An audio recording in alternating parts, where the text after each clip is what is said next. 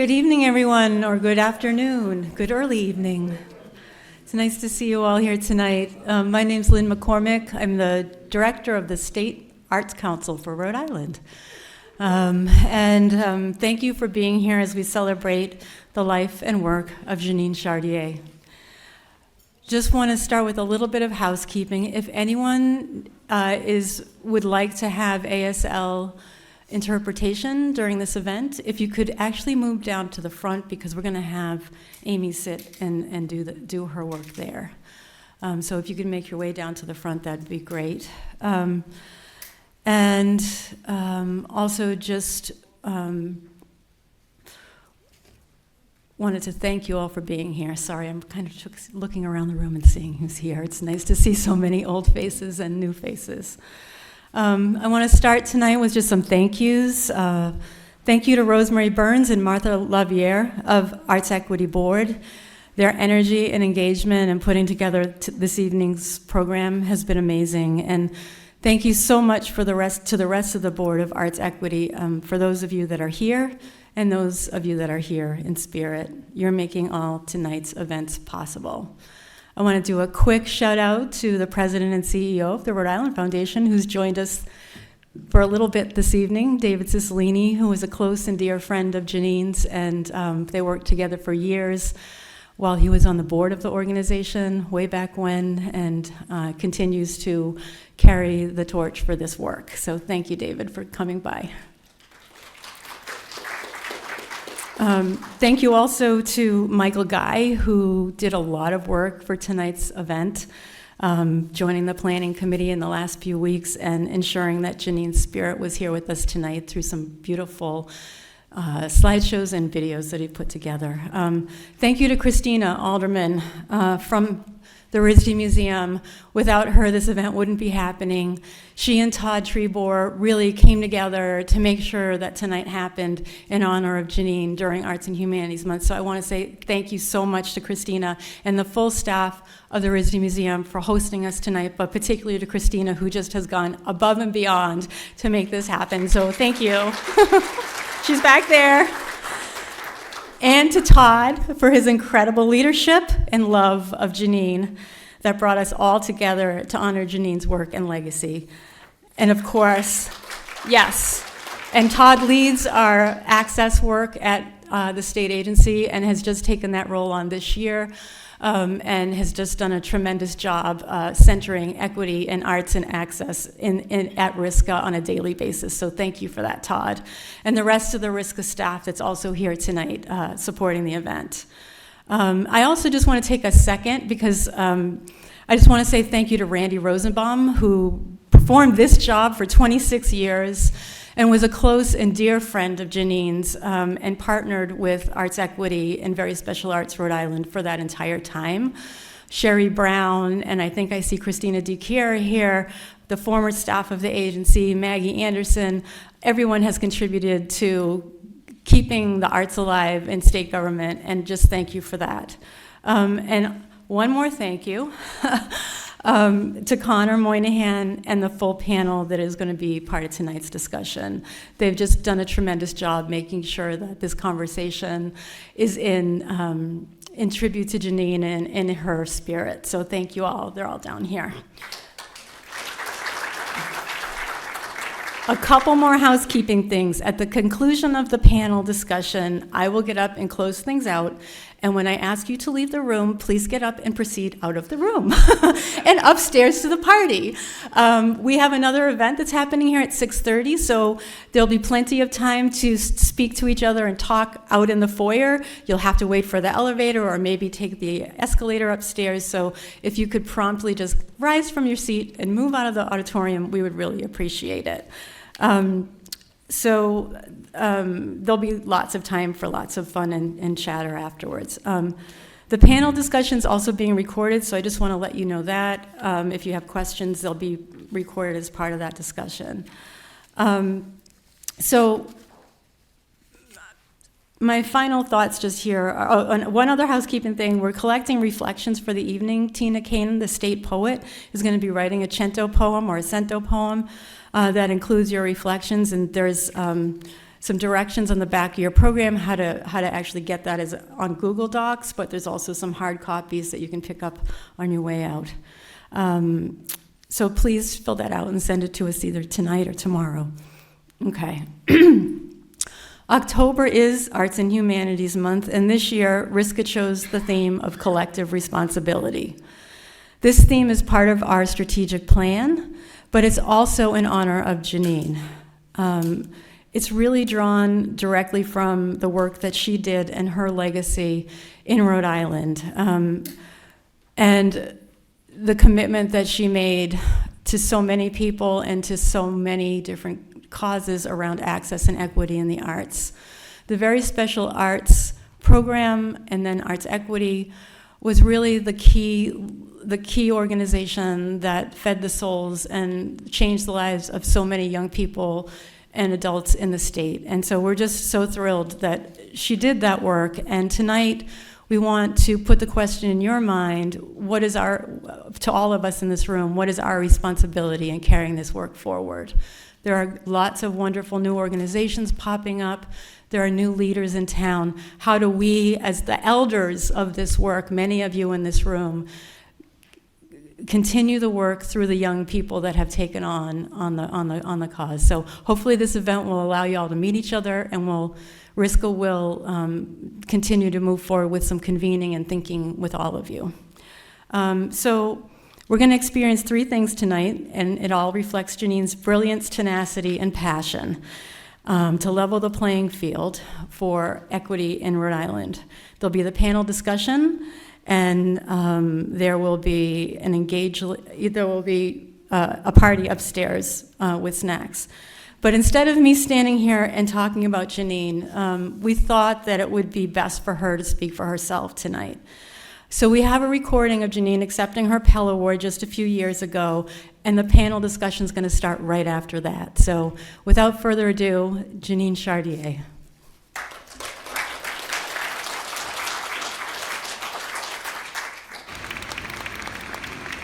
Dan, that was flattering, right? Am I blushing a little? Well, all those fabulous things have made me a little nervous, but you know, I got some words here, so we'll forge ahead and see where we get to. So, of course, I'd like to thank Congressman Cicilline, Michael Guy, and the entire Trinity Rep family for this honor. It was a bit over 30 years ago that I got involved with what is now known as VSA Arts Rhode Island, but my involvement with Trinity Rep has actually been even longer. Graham Greene said, "There's always one moment in childhood when the door opens and lets the future in," and I learned the truth of that because of Trinity Rep. I grew up in the next mill town over. My great-grandmother was brought to America when she was 9 years old to work in Pawtucket Slater Mill.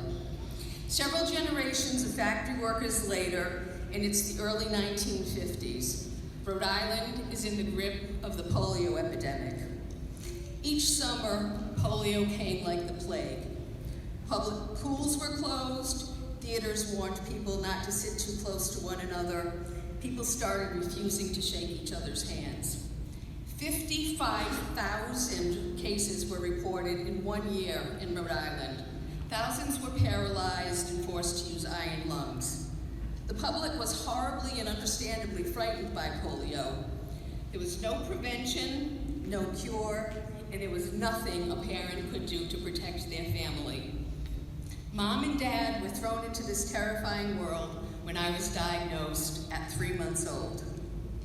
And let me tell you, the treatment for polio is intense.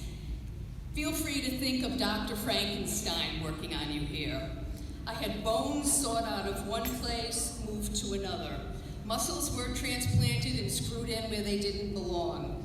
Other people's bone marrow were inserted into mine. I wore heavy metal leg braces, and long about the 5th or 6th time that I had to figure out how to work normally, which meant with 2 legs, my parents decided to let me just stop the surgeries and just use crutches. But through all of this roller coaster childhood, I had art. Exploring and creating art in my hospital bed got me through the idea that I was damaged and needed to be fixed. And so any success I have had is a testament to the power of art.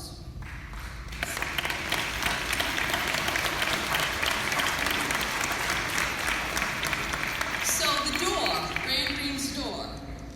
One day, a bus shows up at school and takes our class from school to the RISD Auditorium. The interior was transformed into an 18th century warship. We were surrounded. A cannon was pointed at us and fired. Unruly kids screamed, but paid attention.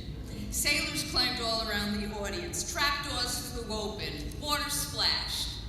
It was a performance by a new theater company named Trinity Square Repertory and part of an early National Endowment for the Arts education program called Project Discovery. Some people remember, yeah? The play was Billy Budd, and it was about an individual fighting against the system. God, it spoke to me. It was mind-blowing. It was the first time I had seen art as activism. There was attitude, there was passion, and damn, it was good. I watched somebody get flogged on stage with a cat of nine tails for 2 minutes. That challenged even my childhood's Irish Catholic high mass featuring crucifixion as a plot point. And this was followed by Trinity actors holding theater and improvisation workshops on Saturday. Kids from around the state showed up. The freaks, the geeks, the misfits, and nobody was any more or less weird than anybody else. It was visionary, inclusive in the best possible way, and transformative. It helped me realize that what I needed was a life in the artistic community. And I'll always be grateful to Trinity Rep and Project Discovery for kicking open that door. Now, I was going to go through it and find my tribe. So holding on tight to my Dumbo feather, and with a Pell Grant for low-income students, I headed to college for arts and theater, and then New York City.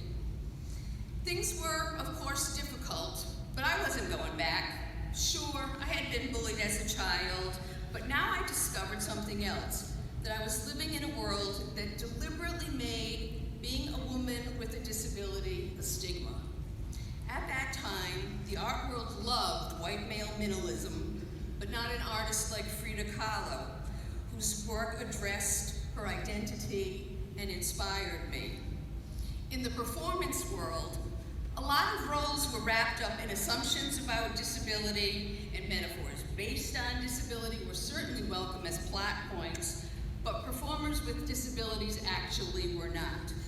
Directors and producers were just not comfortable casting an actor with a disability, even for a character with a disability. The day of minstrel shows and accepting blackface was long past, but doing what we call cripping up is not only still acceptable, but was the norm. The thing most people know about being disabled is that they don't want to be that, and it freaks them out to confront it. It's still sort of taboo, and you know, I really just don't want it to be. Fortunately, art doesn't exist in a vacuum. I discovered like-minded souls in the guerrilla girls who fought sexism and racism in the art world, joined protests that Queer Nation organized, and we all began to act up.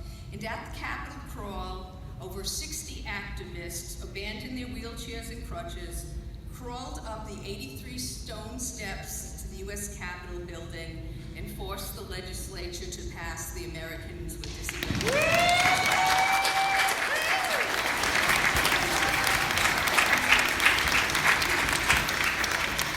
So freelance art jobs brought me back to Providence, which had an amazing, lively art and activism scene. And now, with VSA Arts Rhode Island at the intersection of art, education, and disability, I get to create inclusive programs with amazing partners and really exciting collaborations. I work with the incredible State Council on the Arts, and remarkable art educators throughout the state. In our work partnering with RISD Museum on visual art classes for adults with developmental and intellectual disabilities, these take place out throughout the galleries, and everybody passing through the museum gets to admire the intensity with which our artists immerse themselves in exploring and learning about art and creating great art. And as we mentioned, at Trinity Rep, Project Discovery is still going strong, and their training program provides performance experiences for youth connected through Rhode Island disability service organizations. Talk about opening doors. In 2014, Trinity was looking for an actor to portray a teenage girl with autism. Our participant in the training program with the Autism Project was cast for the part, and she was able, throughout rehearsals and a lot of post-show discussions, to help actors and audiences reconsider what was actually possible for a person with autism, and went on to receive VSA Arts Creative Advocate and Disability Award, commemorating the 25th anniversary of the ADA. How cool is that?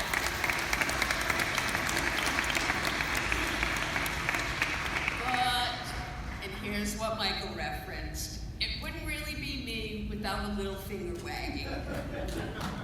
Trinity, A Christmas Carol gets done every year, and Tiny Tim is never going to get cured. So maybe we could start to look at that casting, huh?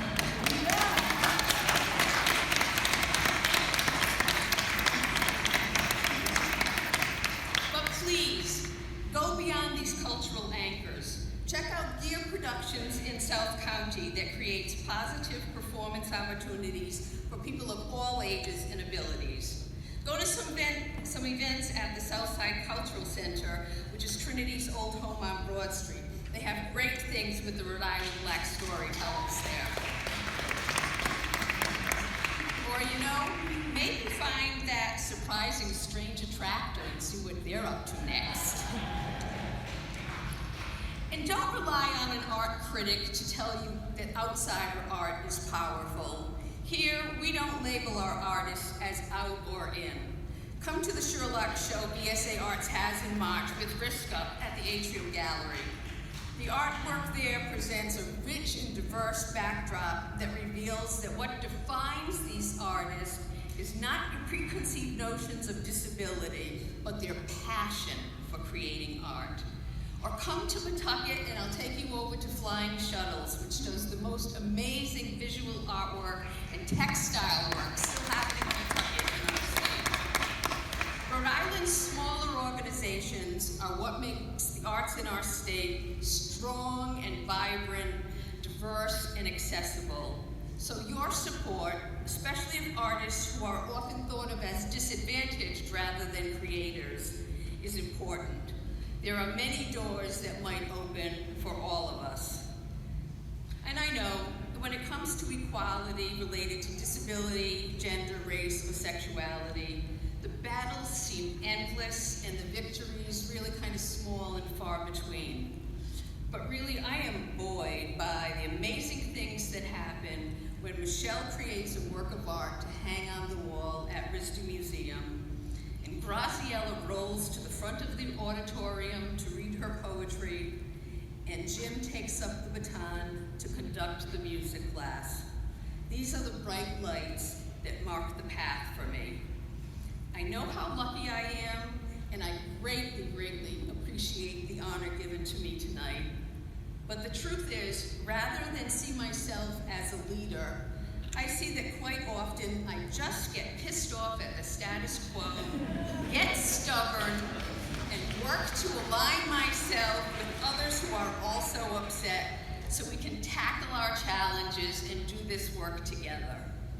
So I am incredibly thankful for my friends, partners, colleagues, the whole team that embraces me and elevates both me and VSA Arts Rhode Island. Hopefully all you peeps know who you are, because time is too short to list names, but you know me, I'll be in touch. We've got far to go, so I better get back to work, or maybe a cocktail first. Thank you very much. I really appreciate it.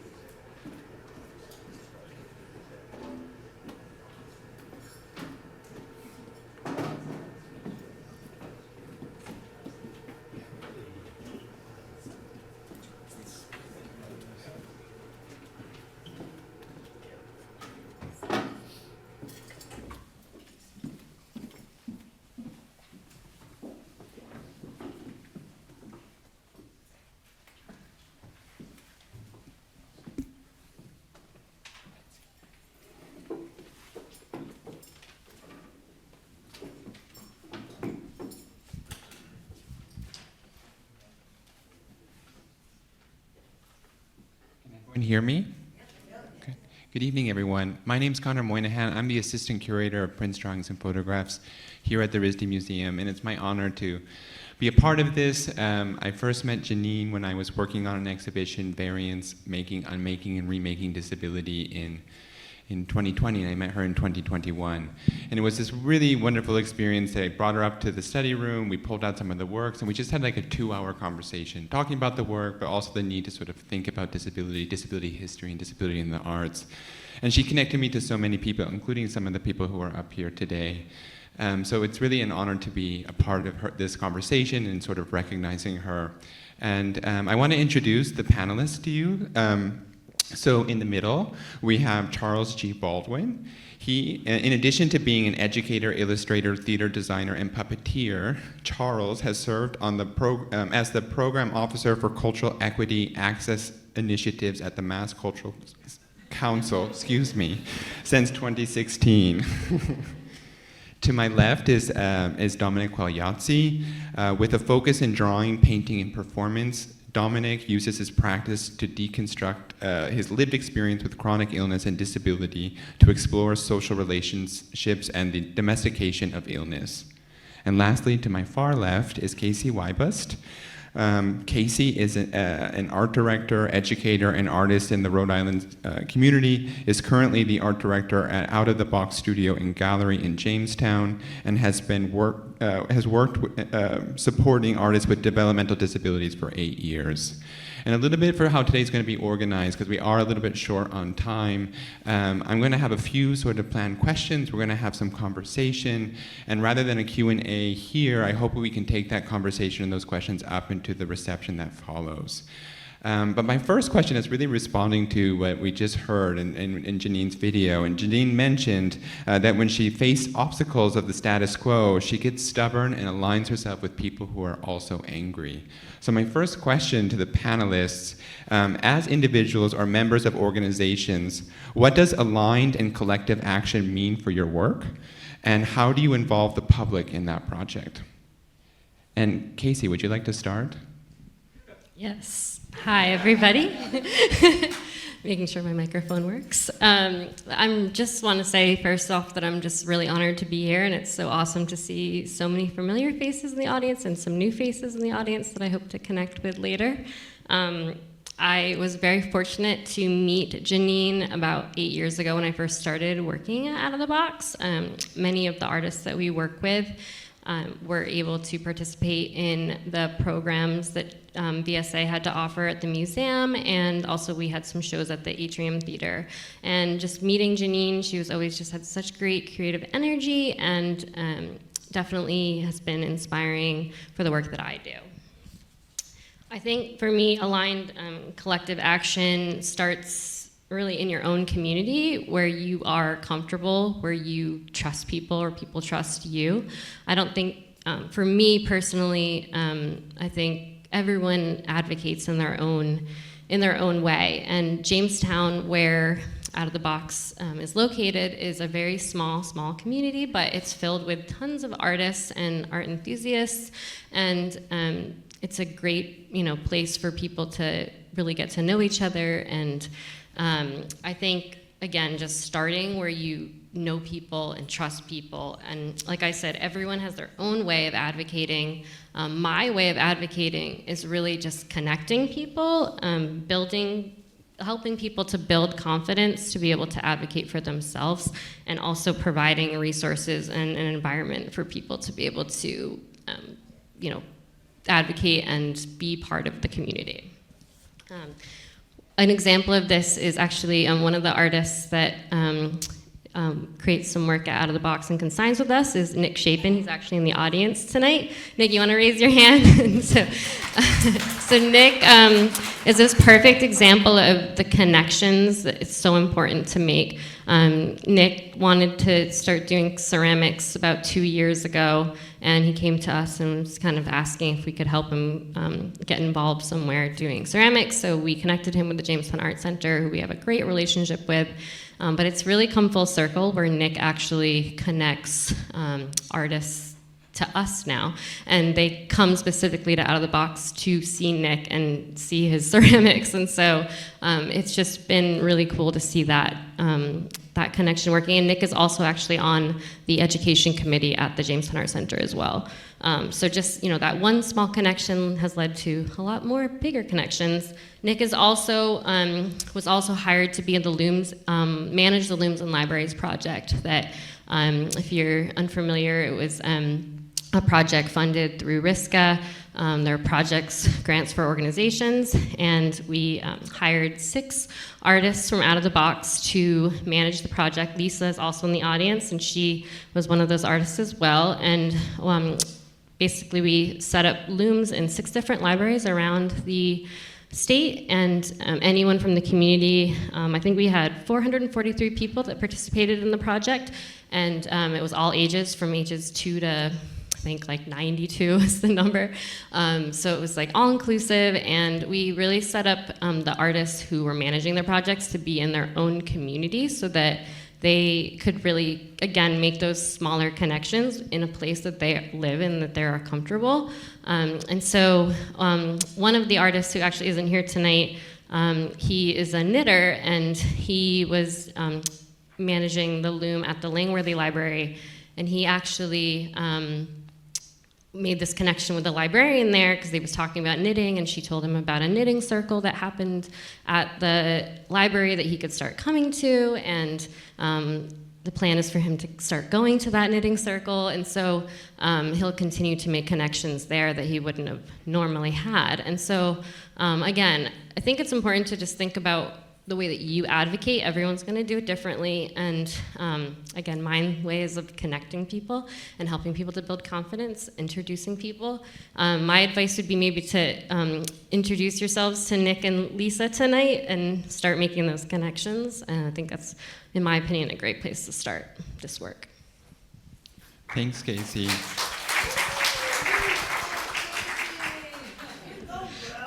I'll jump right in because I'd love to follow up on that. So I am a theater practitioner that got this state gig in 2016. My family is like, oh, he finally got a job. But the theater that I worked at worked with a variety of people with a variety of abilities. So when the state headhunted me away, I already had this huge shortcut. People and artists that I already knew. So when I think about the work, and again, really happy to be here to honor Jeannine. We met about 2.5, maybe 3 years ago during the sheltering years, and we realized we were very similar because when she said she likes to align herself with people who also are pissed off, I was one of those people. So it was great. And so when I took this gig at the state, which is to help organizations understand not merely their obligations with the ADA, but to go above and beyond mere compliance and really think about justice, access as a system of justice. And my shortcut and the voices behind me were always the artists that I had been working with. So I really think a lot of my success is actually not me at the podium, but the ability to bring in a huge variety of folks and have other people meet them, fight that bias that you have, around people with disabilities. As Jeannine mentioned, that idea of like, I don't know what it is, but that's not me. When you bring in other folks and you actually get talking to them, you realize how much you do have in how similar they are to yourself. We might all have different variety of functional limitations, but when it comes to being human and our desire to participate in creative practice, whatever that might be, whether that's going to be something that is recreational, it might be vocational, it might be something that becomes aspirational, something that fills you with spirit and gives you agency. But it's that right of all of us to participate in the creative practice, which is really the kind of work that I'm stewarding. So when we think about who we align ourselves with, it's always under that banner of with me, not for me. I think there's other ways to say that, but it's that idea of always including other folks. You generate community that way. You learn all the nuances that individuals want. And isn't that really part of this conversation, is really recognizing our humanity and creating opportunities so that we have equitable chances, each and every one of us. So that's my little podium speech. Up to you, Dominic. Thank you. Thank you. Yeah, I'm thankful for being here, and I just wanted to acknowledge how powerful that speech by Jeannine was. I never got to meet her, but it really resonated with me personally because the way she described her start with becoming an artist and within the arts, laying in a hospital bed with chronic illness and pain, that's exactly how I started my journey into being an artist. 3 months after birth, just diagnosed with cystic fibrosis, and since throughout my life, in and out of the hospital for weeks at a time, missing a lot of school. So this coming back constantly to art and what art can do, that sense of being able to create community through art. Because a lot of times with chronic illness and disability, we're working against ableism systems that can't really or aren't designed to handle our bodies. There isn't enough language for us to communicate how we feel and to create peer groups and all these different issues. And I think for myself and everyone on the stage, the arts and what Jeannine advocated for so strongly, the arts are a beautiful way and a powerful way to make those connections. And so I'm just going to talk briefly about what I'm doing. I'm an artist. I make art and I have shows with that, but I also, in doing so, work with teens and youth with this organization called Creative Healing for Youth in Pain. And it's myself and 5 other artists on this arts council, and we design curriculum, summer camps, chat sessions with children and adults, or young adults I should say, teens mostly, that are recently diagnosed or have chronic pain, and to the point where they're not in school, they're isolated, a lot of them are bedridden. And for the last 4 years, we've been bringing these programs through Zoom and other, like Skype and other teleconferencing apps, to their bedrooms so they can make art and bring in other kids and help them build communities with peers they didn't know they even had, and create this community and this ability to build language with each other. Oftentimes they talk about, I'm trying to describe to my family or my friends or my doctors what this pain is like, and nobody can relate, and that's extremely isolating. It's frightening, especially not only having this issue, but as an adolescent when you're also having all these other body changes and you're struggling and grasping for how to relate to the world. So we bring these young adults together and use art making as a way to, sometimes they just make art and they don't talk at all. Sometimes they don't make any art and all they do is talk. Sometimes they're on and off the camera. It's kind of driven by them, and I think that's the important thing, is asking questions, getting them comfortable with advocating for themselves, because like Charles said, the ability to give someone else agency is extremely important. And so what I do is I use my lived experience with disability and chronic illness as somebody who could be a resource for other people coming up and needing those, some of the things I did that worked, some of the things that I did that didn't work, and kind of sharing that experience, but also using art as visual aids, as prompts to talk about things that are very hard to talk about.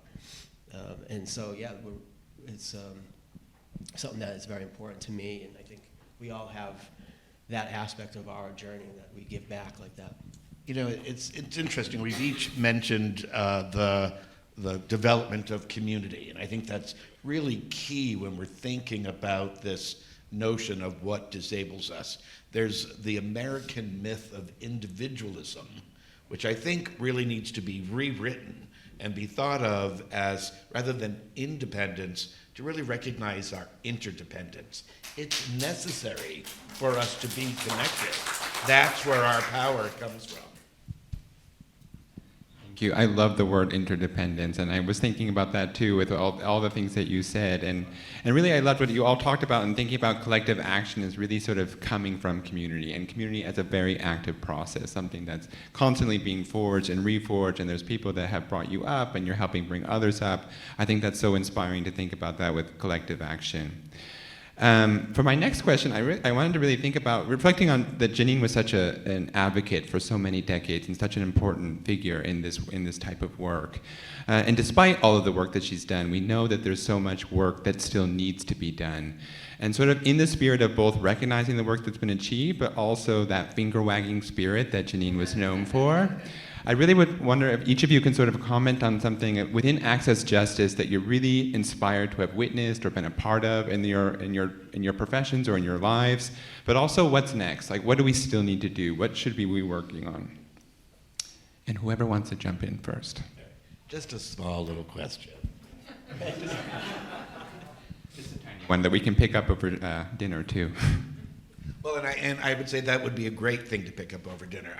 When I look at, I work for the State Arts Council. I went from the micro management of a theater to really looking at the stage, and where I see changes happening that I think are good. Well, one is this program that I've been running that changes hearts and minds, starts shifting systems. And you see then people who have gone through this work step into the public square to bring others with them. Part of this is having developed a community of practice. So I think that's sort of one measurable way to show that success is happening. People are changing. It can sometimes be very incremental, and sometimes we can be impatient with that when we think about how long these laws and legislations have been on the books, but how do we really, again, change hearts and minds? And we also know that the barriers that exist based on functional limitations are rooted also in gender and race and class and sexuality. So the success I see is incremental, but it is happening when I see people who go from learners to leaders. Yeah, I want to second that, as just how you said people are changing, and it can be sometimes subtle and not everyone might notice it. But one thing that I've witnessed just since working Out of the Box and with people, with artists with disabilities, is just kind of watching people slowly changing their language and how they talk about artists with disabilities or artists in marginalized groups. So Out of the Box, a lot of times people will come in and they won't really quite have an idea about who we are and what we do, and they'll refer to the artists we work with as kids or students. And although those two words aren't bad words, they, a lot of the artists we work with are in their 60s and 70s, and it doesn't always really sit right with me when they're called kids. And then also, they're not necessarily students either, because they're coming to the space to create their work. It's more of a space for them to make their art and connect with each other. It's not really where they're they're being taught. We're not really teaching them per se. We're all kind of teaching each other.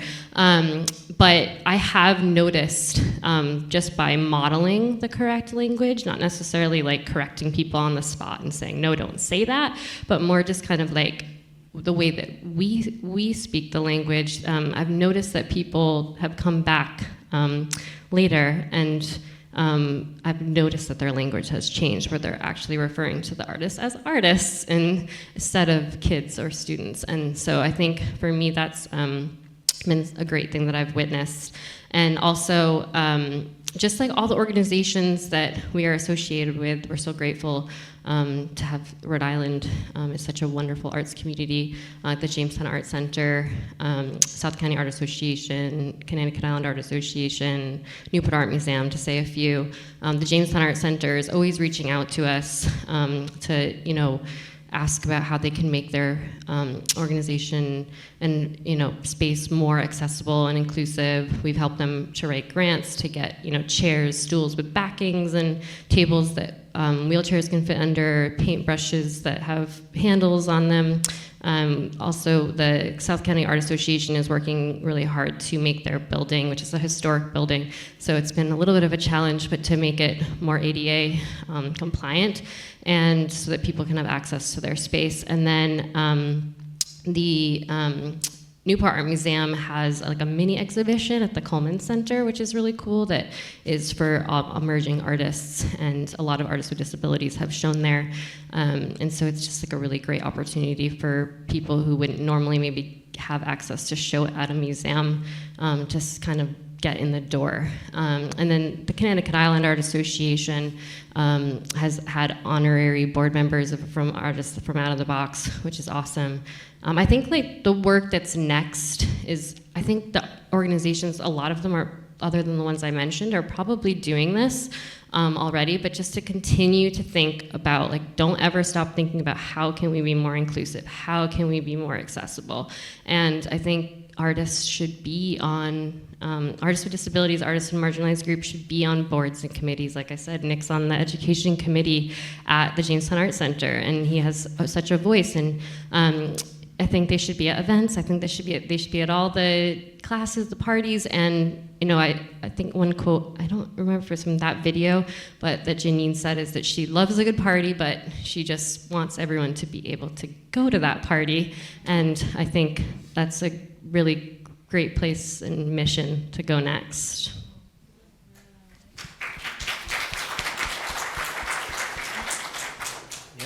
I mean, not much else can be said. You covered that beautifully. The only thing I guess we could add a ton of things, but I think, the important thing is the conversations, having the conversations, and how that kind of demystifies and destigmatizes not only art, which is traditionally, or I should say historically, a kind of a scary thing, because you have to have know how to talk about it and know what you're looking at, and there's all these inside things in art historical canon. Those things are all kind of pushing you towards elitism and exclusivity, so you have to necessarily already have to break down that. But then also, as a society in America, we don't like to talk about illness and disability, and we've kind of seen that, especially in hyperdrive. With COVID was a pandemic, and now all of a sudden it's disappeared, and like pulling back on remote access for people, working, no longer working from home, having to come back to the office. Masks aren't anywhere.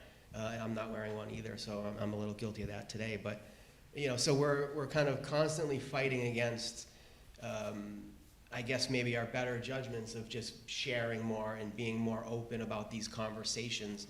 So when you have these galleries and spaces where you're kind of opening up and being more honest about the artists and the art and the disabilities and the conversations, and I think that can relax the environment more, and it makes it more accessible in that sense, kind of taking that off. But one thing that I had been thinking about a lot recently is how a lot of art it's being retasked to do a lot of heavy lifting, I think, in these conversations. And one of the examples for me is like this new trend in social prescribing, where a lot of people with chronic mental health issues, depression, anxiety, maybe getting away more from the medication and more like being told to go to a museum and look at art, or go to a theater and watch a play, or take an improv class and be in the play, or, you know, like all these kind of things.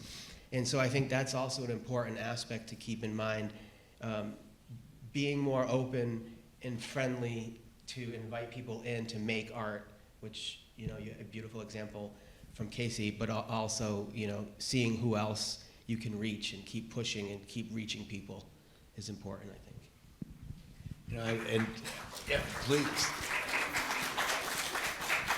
But that social prescription thing, I think, is super interesting when we think about individual wellness, how that contributes to community wellness, and getting past this idea of, as you mentioned, the word art can be very intimidating.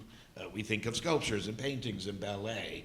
How do you really start thinking about practice and the idea of how that can contribute both to physical and mental health? Anyway, I'm a big fan. I hadn't heard that before, so thank you.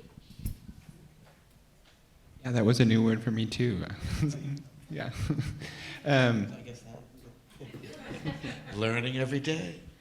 We just have a very short amount of time left, and so instead of just sort of going deeper with one of these, and so much today has been talking about community and building community and sort of keeping this work going forward so we continue to open doors and sort of continue pathways, I wonder if each of you could just, and I know this was unscripted, briefly mention maybe someone who opened a door for you and helped you get to where you are today. That's a big list. Albert Joseph, Donna Folin, Maida Abrams, Jody Steiner, so many people. And when I host Zoom meetings, as we do, acknowledging whose shoulders I stand on is a big part of it. There are a lot of people. But I will say, the woman I worked at Wheelock Family Theater for 15 years, and the woman who really had me tie together my political activism around ACT UP when I was in San Francisco, and as growing up as a feminist, really was Jody Steiner. So she's my shout out. I want to say my shout out is in the second row. I would say it's a couple of those people, but Kim Pinksaw there. Raise your hand. She and Lisa Rafferty took my printmaking class with me at the Jameson Art Center 8 or so years ago, and I was kind of in the middle of where I was going to go next in my career, and they were like, hey, we have a studio that we would love you to just jump in and kind of take over. I had no experience at all working with people with disabilities at all. And I had experience in the arts, and they really just trusted me to do the arts, and the rest would kind of come with it easily. And they've really guided me, everyone, Tori, Sarah too, just like have guided me to do this work and trust in the people that we work with and the people that we support, trust in the artists, trust in the art, and follow it from there.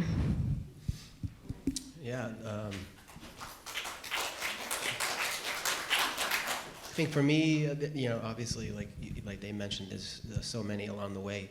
I would mention Lynn Curtis was my drawing teacher at Providence College.